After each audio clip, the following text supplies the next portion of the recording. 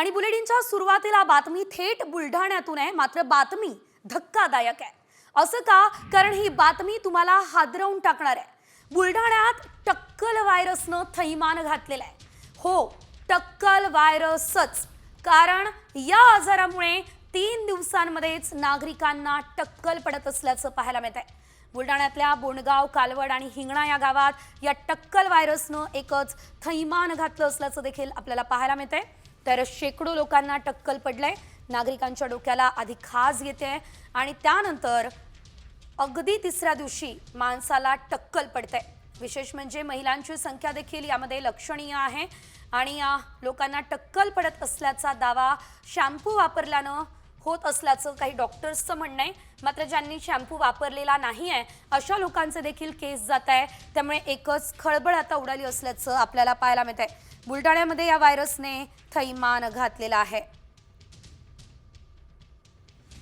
तर या संदर्भात आता जे हे रुग्ण आहेत ज्यांना खरं तर या व्हायरसने ग्रासलेलं आहे त्यांच्यासोबत बातचीत केली आहे आमच्या प्रतिनिधींनी। बघूया। हेच ते शेगाव तालुक्यातील बोंडगाव। या बोंडगावामध्ये बरेच लोकांचे टक्कल पडत आहेत। म्हणजे टक्कल व्हायरस आलेल्याचा अशी एक भीती निर्माण झालेली आहे। आपण त्या गावामध्ये आहोत, आता आपण पाहू शकतो की हे बोंड गावातील काही नागरिक आहेत, त्यांचे कशामुळे केस गेले आपण त्यांना विचारू। काय झालं तुमचं, काय कशामुळे गेले की काना गेले काय माहित नाही आम्हाला। तुम्ही वैद्यकीय डॉक्टरकडे गेले होते का? हो, काय सांगितलं डॉक्टर? ते काय त्याचं काहीच निदान लावलं नाही अजून। मग कशाने झालं? किती लोक असतील या गावामध्ये? तरी असे 10-12 जण जास्त असतील। किती दिवसापासून हे सुरू आहे असं की डोक्यातले केस जात आहे? 10 दिवस झाले अजून। अचानकपणे या बोंड गावामध्ये बऱ्याच लोकांचे टक्कल पडत आहेत, केस जात आहेत। कशामुळे गेले अद्यापर्यंत कुठल्याही प्रकारचा अजून खुलासा झाला नाही। वैद्यकीय अधिकाऱ्याकडे सुद्धा जाऊन आले आहेत, पण वैद्यकीय अधिकाऱ्यांनी सुद्धा त्यांचा खुलासा व्यवस्थित केला गेला नाही। त्यामुळे बोंड गावामध्ये आता भीतीचं वातावरण निर्माण झालेलं आहे। कॅमेरामन सुनील मोरसनी, संजय जाधव, साम टीव्ही, बुलढाणा। तर बुलढाण्यात नेमकं कशामुळे ग्रामस्थांना 3 दिवस टक्कल पडतंय हे साम टीव्हीने जाणून सुद्धा घेतलेलं आहे आणि ग्राफिक्सच्या माध्यमातून आपण या संदर्भात सविस्तर अपडेट घेऊयात। बुलढाण्याच्या बोंडगाव, कालवड आणि हिंगणामध्ये टक्कल व्हायरसनं धुमाकूळ घातलाय।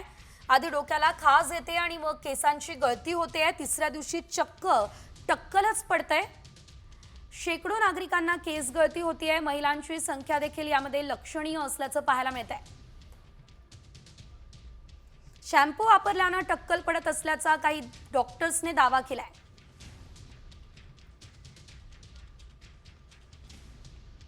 मात्र शॅम्पू न वापरणाऱ्यांना सुद्धा टक्कल पडत असल्यानं एकच खळबळ उडाली आहे।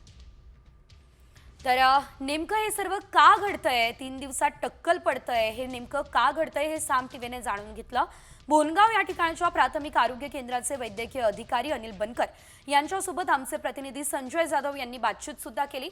पाहूया त्यांचं काय म्हणणं। टक्कल पडलेले आहेत, केस गळण्याचं प्रमाण वाढलेलं आहे। त्यामध्ये बरेच रुग्ण सुद्धा दिसून आलेत की केस जात आहेत। कशामुळे जात आहेत, काय जात आहेत, काही अद्यापर्यंत कुठला निष्कर्ष अद्यापर्यंत निघाला नाही। आपल्यासोबत बोंडगावचे प्राथमिक आरोग्य केंद्राचे वैद्यकीय अधिकारी आहेत, त्यांना आपण विचारूया। सर, या शेगाव तालुक्यामध्ये 3 ते 4 गावामध्ये काही लोकांची केस गळती होत आहे। एक व्हायरस म्हणजे जनरल एक टक्कल व्हायरस म्हणून तिथं आता आपण त्याला नाव देतोय, तर ते होत आहे। बऱ्याच लोकांचे टक्कल होत आहेत, काही मुलांचे, काही महिलांचे। काय असू शकते, काय प्रमाणे, किती तसे ते मला आढळून आले? प्राथमिक आरोग्य केंद्र बोंडगाव अंतर्गत बोंडगाव, कालवड व कटोरा येथे अनुक्रमे 16, 13 व 7 रुग्ण आमच्या सर्वेक्षणात आढळून आलेले आहे। वैद्यकीय अधिकारी, समुदाय आरोग्य अधिकारी, आरोग्य सहाय्यक, आरोग्य सेवक व आशा सेविका यांच्या संयुक्त पथकाने सर्वेक्षण केलेले आहे। त्याच्यामध्ये काही कॉस्मेटिक प्रोडक्ट्स वापरल्यामुळे किंवा पाणी दूषित असल्यामुळे किंवा व हार्ड वॉटर असल्यामुळे केस गळती होऊ शकते का, यासाठी आम्ही सर्वेक्षण केलेले आहे व त्या अनुषंगाने पाणी नमुना तपासणीसाठी शेगाव येथे लॅबला पाठवण्यात आलेले आहे। परंतु अद्यापही काही ठोस कारण डायग्नोसिस आमचं झालेलं नाही व याचसाठी माननीय जिल्हा साथरोग अधिकारी बुलढाणा व त्वचारोग तज्ञ हे आज भेट देणार आहे व आम्ही एक छोटा कॅम्प घेऊन संपूर्ण उपचार करणार आहोत. नाही ठीक आहे, त्या माध्यमातून जसं तुम्ही आता ते सर्वे केला आहे, हा कार्बन पट्टा समजला जातो संग्रामपूर आणि जळगाव मध्ये. पाण्याचं प्रमाण, पाणी जिथलं ते कोणत्या पाण्याचं आहे तिथं दूषित पाणी वगैरे त्याचे नमुने घेतले, त्याचे प्रयोग शाळेमध्ये तुम्ही ते तपासण्यासाठी पाठवलेले आहे.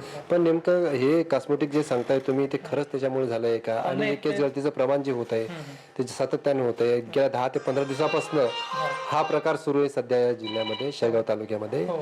तर याच्यासाठी तुम्ही म्हणजे विशिष्ट अधिकारी जे आहेत, DHO असतील किंवा आणखी तज्ज्ञ असतील ते तिथं बोलवले का?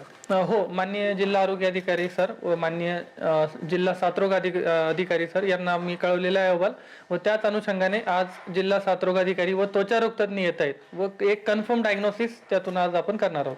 त्यामध्ये काही औषध उपचार तुम्ही दिलाय का? ते तुम्ही सर्वेक्षण करा. हो, प्राथमिक